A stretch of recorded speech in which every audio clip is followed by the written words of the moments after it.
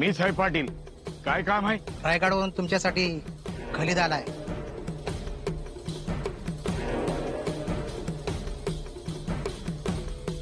काय आहे? जप्तीचा आदेश.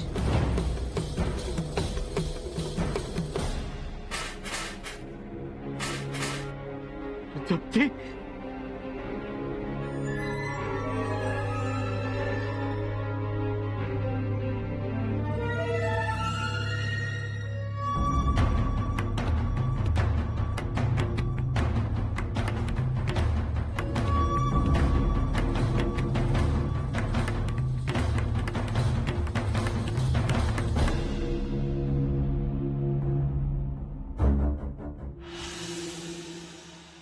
बाळराजे, असं आळसावत पडायचं नाही.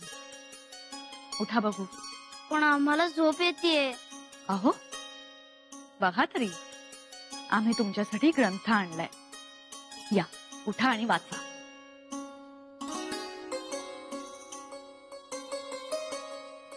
आज तुम्ही दिलेला जप्तीचा आदेश त्या गावी पोहोचला असेल. आम्ही दिला? एवढाच विसरला? बाळराजे, असे स्वतः दिलेले आदेश विसरायचे नसतात. आठवतंय का? हो मातोश्री. आज कारवाई होईल. म्हणजे काय होतं? जे सारा बुडवतात, स्वराज्याचा महसूल भरत नाही, त्यांच्या चीज वस्तू आपले अधिकारी घेतात. ते विरोध करत नाहीत? विरोध कशाला करणार? अहो तुमचा आदेश आहे, पाळावा तर लागणारच. पण आम्हाला कंटाळा येतो. किती वेळ बसावं लागतं आम्हाला, मग आम्हाला खेळायलाही मिळत नाही. आता खेळणं महत्वाचं नाही, निवाडे करणं महत्वाचं. शंभूराजे जेव्हा तुमच्या वयाचे होते तेव्हापासून निवाडे करायचे, कंटाळायचे नाही. मग आम्ही कंटाळणार नाही, आम्ही बसू. परंतु मातोश्री, आम्हाला झोप येते. सवयीनं झोप येणार नाही, उलट तुमच्या निवाड्यांनी गुन्हेगारांची झोप उडेल बघा. खरंच मातोश्री? अहो खरंच. विश्वास बसत नाहीये का तुमचा? राजाच्या आदेशात खूप मोठी शक्ती असते, आणि तुम्ही तर राजपुत्र आहात, त्यामुळे तुमच्याही आदेशात खूप मोठी शक्ती आहे. त्यामुळे तुमचा आदेश हा प्रत्येकाला पाळावा लागणारच. आणि पाळला नाही तर? का बरं नाही पाळणार? अहो तुम्ही स्वराज्याचे धाकटे युवराज आहात, आणि जो कोणी तुमचा आदेश पाळणार नाही त्याचा मुलाहिजा ठेवला जाणार नाही. त्यास कडक शासन केले जाईल. जप्तीचे आदेश? तुझी हिम्मत कशी झाली आम्ही इथं असताना हा आदेश आणून दाखवायची? युवराज, मी आता टाकल्या घासाचा आणि सांगितल्या कामाचा. चुप! तू येण्या अगोदर गाव किती खुशीत होतं. गावात आनंदाचं मांगल्याचं वातावरण होतं. सगळ्यावर विरजण पडलं तुझ्या येण्याने. युवराज सुनिये. कविराजाव, याच्या येण्यामुळे आता रांगोळीचे रंग उडून जातील, केळीच्या कमाईतून काळजीचे बाण सुटतील आणि गावकऱ्यांना घायाळ करतील. युवराज ऐका, तुम्ही एवढं नाराज होऊ नका. होऊ द्या आमची जप्ती. नेऊन काय नेणार आहेत? भांडी गुंडी न्या म्हणावं आमची. तुमच्या पायाखालची माती तर नाही नेणार ना? तेवढी पुरेशी आमसनी. काय रगड्या हो? बघितलंस,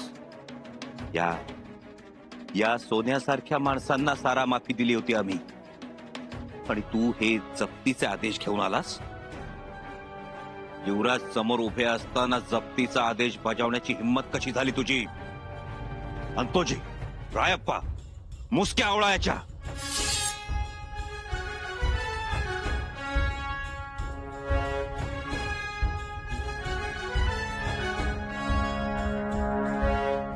अनाजी पंत, अनाजी पंत. काय म्हणालात? पंतात चित्त थाऱ्यावर दिसत नाही तुमचं. तिकडे काय घडलं असेल याची काळजी वाटते. काळजी तर सगळ्यांनाच आहे. अहो इथं तर झोप नाही, काय सांगायचं? नका काळजी करू पंत. अहो महाराज सक्षम आहेत, अपयश येणार नाही. आम्हालाही अपयश येऊ नये. तुम्हाला अपयश म्हणजे? अहो आमच्याही लढाया चालू असतात, काही मैदानावरच्या तर काही मनातल्या. अखेरीस विजयाची खबर यावी. येणार, चिंता नको. प्रतिस्पर्धी कडवा आहे. पण तरीही त्याच्यावर मात करता येतेच. मलाही तसंच वाटतंय. आतापर्यंत तिकडे कडव्या विरोधाला सुरुवाती झाली असेल. कडवा विरोध कुठे नाही पंत, तो अगदी कोप्पलच्या गडापासून सुरू आहे. तोच मोडून काढण्यासाठी उतरलो होता आम्ही. इथे बाजी मारली की पुढचा मार्ग सुकर होईल. होईल. रायगडाची पुण्याई मोठी आहे. रायगड वरचढ ठरावा त्यासाठीच तर हा खटाटोप सुरू आहे. बघू, खबर लवकर यावी, चांगली यावी. अहो, आम्ही तर नगाऱ्याचं पान आवळून ठेवायला सांगितलंय. खबर आली की त्यावर एकदा खुशीचं टिपरू वाजावं. बस, या अनाजीचा जीव थंडगार. जप्तीचे आदेश पाठवतात. आम्ही सारा माफी दिलेली असताना युवराज ऐका ना आमचं, शांत व्हा. शांत होऊ? कसे शांत होऊ? आणि प्रत्येक वेळी आम्हीच शांत राहायचं, आम्हीच समंजसपणा दाखवायचा का? युवराज, हम पहले निवास स्थान चलते हैं, वहां चल के बातचीत करेंगे. कविराज, आम्हाला कुठलीही कसलीही बातचीत करायची नाही. नका करू, पण त्या आदेशाचा खरे खोटेपणा तरी पडताळून बघू आपण. तुम्ही बघा, आमची इच्छा नाही. युवराज, काहीतरी गफलत असू शकते. अशक्य. आमच्या बाबतीत गफलत होणार नाही. रायगडानं मुद्दामून हे खलिते पाठवले. आमच्यावर मात करायची असेल त्यांना. युवराज हो, नाहीतर काय, युवराजांच्या निर्णयाला आव्हान देण्याची हिंमत होतेच कशी यांची? ही मजाल गेली. महाराजांच्या दस्तुराचे जप्तीचे आदेश पाठवतात. हे राजकारण आहे. युवराज खरंच म्हणजे ज्यांना आम्ही आमचं काळीच समजतो त्यांच्या आडून हे आम्हाला बाण मारणार, आम्हाला घायाळ करणार. त्यांना काय वाटतं, आम्हा भावाभावात फूट पडेल? शिवरायांची मुलं आहोत आम्ही. अवघा माणूस एक झाला तरी आम्ही वेगळे होऊ? भ्रमात आहेत हे, भ्रमात. युवराज, क्षमा कीजिए, लेकिन सरकारी मुलाजिम को सरकारी कामावर असताना अटक करणं उचित नहीं है. हो ना, आणि पुन्हा त्यांच्या हाती कोलीत मिळेल. आमच्या सहनशक्तीचा अंत बघू नका. आणि दुसरी गोष्ट, रयतेच्या भल्याचा निर्णय कुणीही डावलला तरी त्याचा मुलाहिजा ठेवला जाणार नाही. जी, परंतु आजपर्यंत आमचं शुभंकर रूप पाहिलं, आता भयंकर रूप पाहण्याची हिंमत ठेवा.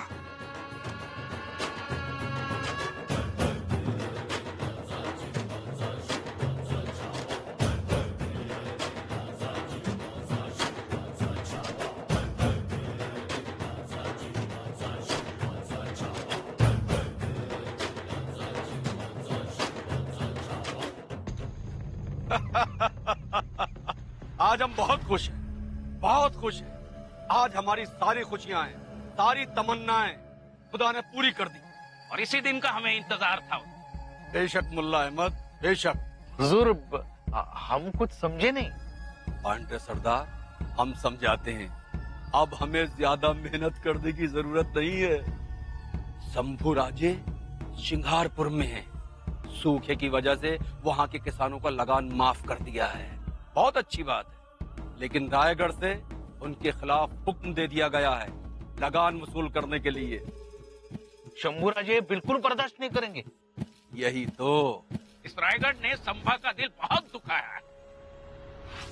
हाँ, दिल भी दुखाया है और अनबन भी हुई है. देखना मुल्ला अहमद, रायगढ़ के ऐसे बर्ताव से शंभू राजे रायगढ़ से दूर होता चला जाएगा. और जब रायगढ़ से दूर होगा तो वहाँ की आवाम से दूर होता चला जाएगा. और जब वहाँ की आवाम से दूर होगा तो स्वराज्य से दूर होता चला जाएगा.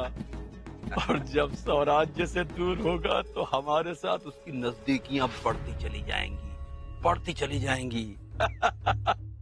जैसे ही वो शिवाजी से दूर होगा तो सिर्फ दिलेर खान के पास आएगा.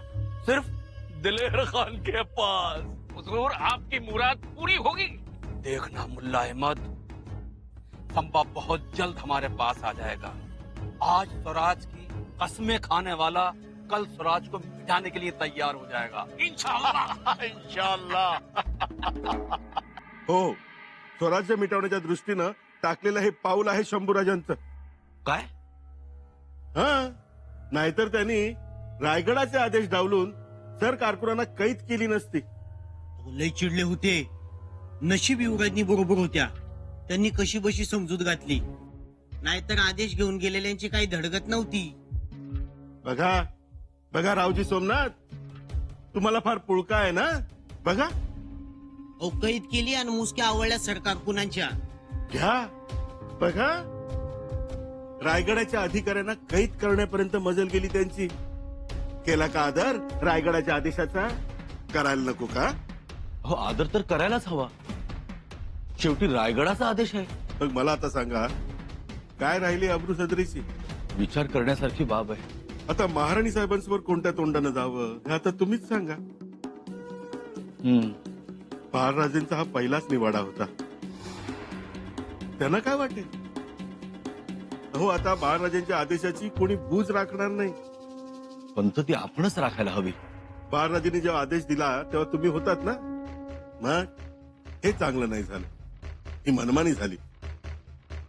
बघा रावजी नाना, आणि मग तुम्हाला माझं तोंड दिसतं. तसं नाही पंत, पण हो, आणि म्हणाल कसं, मी असताना फरमान दाखवायची हिंमत झालीच कशी. आम्ही या स्वराज्याचे युवराज आहोत. घ्या बघा रावजी नाना, आता मला सांगा, बाळराजे कोण आहेत? असं नाही, ते आपले लहान धाकले म्हणून त्यांना असं दाबायचं बरं नाही. खरं सांगू, मला असं वाटतंय ही पावलं चुकीच्या दिशेने पडायला लागली आहेत. शृंगारपुरात गेले आणि रायगडाच्या दिशेने दंड थोपटता यावेत म्हणून आखाडे उभे केले. दंड थोपटून झाल्यावर आता बंडाची भाषा सुरू केली आहे. असेच वाटते मला. छे छे, अहो बंड कसले करतायत? अहो रंग दिसतायत ना. दिलेर खानाशी जेव्हापासून सलाम वालेकुम अदाब सुरू झालंय तेव्हापासून राग रंग काही वेगळाच दिसतोय. मग आता आता महाराणी साहेबांसमोर कसं जावं याचा विचार करतोय. राणी साहेबांच्या समोर जाऊन मी उभं राहतो आणि विचारतो तेच धारात्य तर मग काय व्या हाय वय. म्या म्हणतो राणी साहेब रायगडावर असताना असं फरमान येतं. हा असा कसा युवराजांच्या विरोधात खलिता येतो? बघ ना ग, गावकऱ्यांसोबत जेवायला बसायचं, त्यांच्यासोबत पंक्तीला बसायचं म्हणून किती खुश होते युवराज. पण ऐन वेळेस खलिता घेऊन ते कारकून आले. मिठाचा खडा पडल्यासारखं झालं ग अगदी. माझ्या तर लय जीवाला लागलंय हे. मुजरा युवराजनी. या कविराज. युवराजनी सगळी गड़बड़ चली. युवराज नाराज हो गए, लेकिन हमने उनको समझाया है. ते चांगलं केलं. और सबसे अहम बात यह है कि बाळराजांनी न्याय केला. त्यांच्या दस्तुरानं खलिताला जप्तीचा आदेश पाठवला. काय जरुरी होती यात? दुसरं तिसरं काय नाही. घरात इस्तव टाकण्यासारखं झालं. और ठेच पहुंचती है युवराज के हृदय को. हो ना, पुन्हा जखमा भळाभळा व्हायला लागतात. आत्ता कुठे युवराज हसायला लागले होते, बोलायला लागले होते. खर हो, सुनबाईने किती सायास केलं होतं. तेच समजवायचं, त्यांची मनधरणी करायची, लिवायलाच बसवायचं. ह्यानं त्या निमतानं तेच हसवायचं. परत जे येऊ नये तेच समोर आलं. पण वाईट याच वाटतंय की बाळराजांना यात प्यादा बनवलं जातंय. मगर ये चाल किसकी होगी? कौन है इसके पीछे? त्याचा छडा लावूच आम्ही. पण तुर्तास आम्ही तुम्हाला इथे यासाठी बोलवलंय, युवराजांना एकट्याला सोडू नका. कायम त्यांच्या सोबत राहा. जी युवराजनी, जोक येतो आम्ही.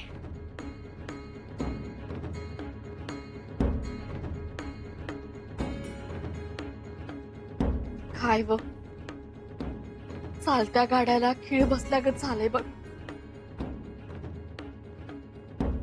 आम्हालाही काही सुचत नाहीये. कुणाला सुचतंय व? पण दारात ते आम्हाला नवल याचं वाटतंय की मातोश्रींना याचा अंदाज कसा येत नाही. अहो महाराणी साहेब, मनमानी म्हटलं तर तो शब्द तोकडा आहे, अंधाधुंदी चालली म्हटलं तर तो शब्द अपुरा आहे, उन्मटपणा हा शब्द बरोबर आहे. पण आम्ही कसं बोलावं असा प्रश्न पडतोय. काय झालंय पंत? काय झालं? अहो आम्ही ते सांगू नये आणि आपण ते ऐकू नये अशी परिस्थिती आहे. म्हणजे अहो खुद्द रायगडाचा आदेश डावलायचा म्हणजे अहो रायगडाला नगण्य मानायचं का? आता बाळराजेची पद तरी काय राहिली तुम्हीच सांगा. बाळराजे म्हणजे त्यांना वाटले कोण? अहो धाकले युवराज आहेत ते. स्पष्ट बोललात तर बरं होईल. आता कसं सांगावं महाराणी साहेब, जीभ रेटत नाही. पंत सांगा. अहो महाराणी साहेब, बाळराजेंनी दिलेला जप्तीचा आदेश डावललाय. कोण? कोणाची हिंमत? प्रभावळीच्या सुभेदारांनी.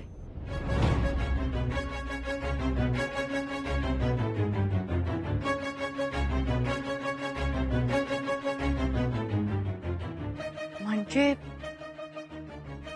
शंभूराजेंनी? जी महाराणी साहेब, एक तर भाऊ भाऊ म्हणायचं, जीवापाड प्रेम करायचं आणि त्यांनी दिलेला आदेश डावलायचा. हे बरं आहे का? पण त्यात बाळराजेची पत्नी काय राहील लोकात? परंतु आम्हाला सांगा, शंभूराजेंच्या सारा माफीचा निवाडा झाला केव्हा? क्या अहो आपल्या समोरच तर झाला. बाळराजे खेळायला चालले होते, जाता जाताच त्यांनी जप्तीचा आदेश दिला. तो आदेश शंभूराजेंच्या सारा माफी विरुद्ध होता? हो, तुमच्या लक्षात नाही आलं?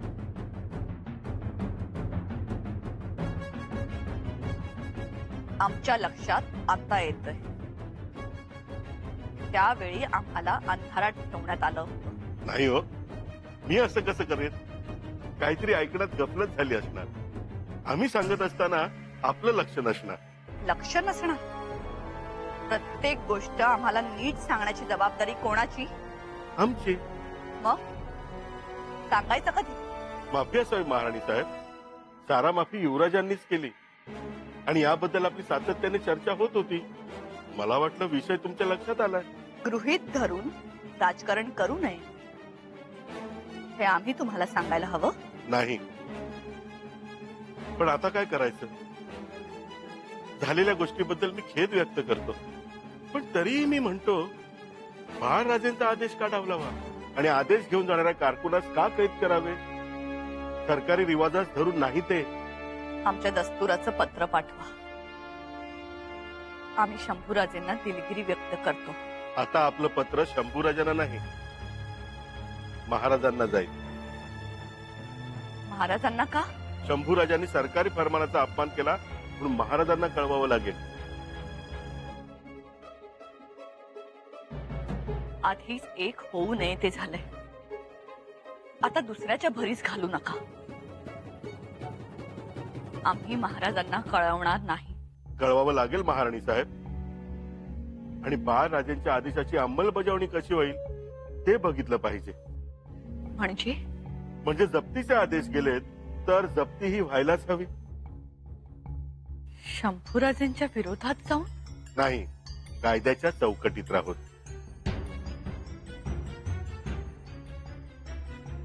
अहो पण तेही मूल आमचंच. हेही मूल तुमचंच आहे, पण हाडामासाचं. त्याची पत महत्वाची, नाहीतर अंकुरण्या अगोदर खुडल्यासारखं होईल. पंत काय बोलताय? आता जर माघार घ्याल तर स्वतःच्या मुलाचे नुकसान कराल आणि यापुढचे आदेश, हुकूम, निवाडे हा चेष्टेचा विषय होईल. म्हणून आता नाही म्हणू नका. बाळराजेंच्या भवितव्याचा विचार करा.